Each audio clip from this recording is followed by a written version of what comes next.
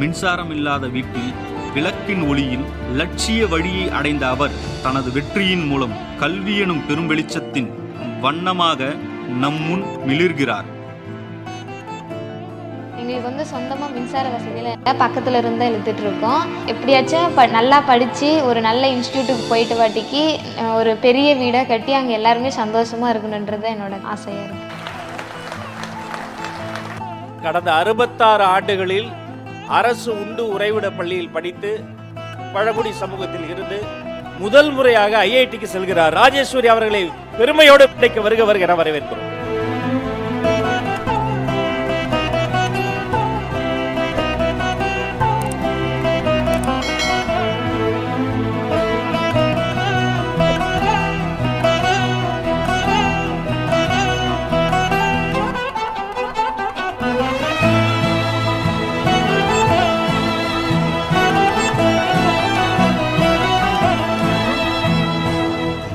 ராஜேஸ்வரி அவர்களை பாராட்டி 2 லட்சம் ரூபாய் ஊக்க பரிசை தருகிறார் தளபதி.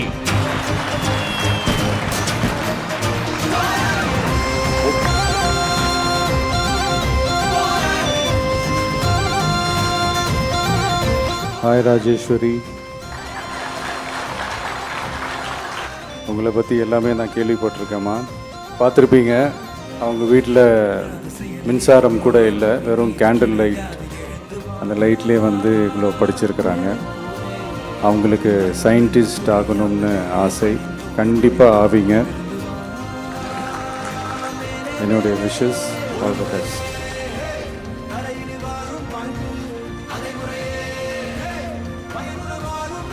ராஜேஸ்வரி அவர்களை பாராட்டி பேனாவையும் பரிசாக தந்திருக்கிறார்.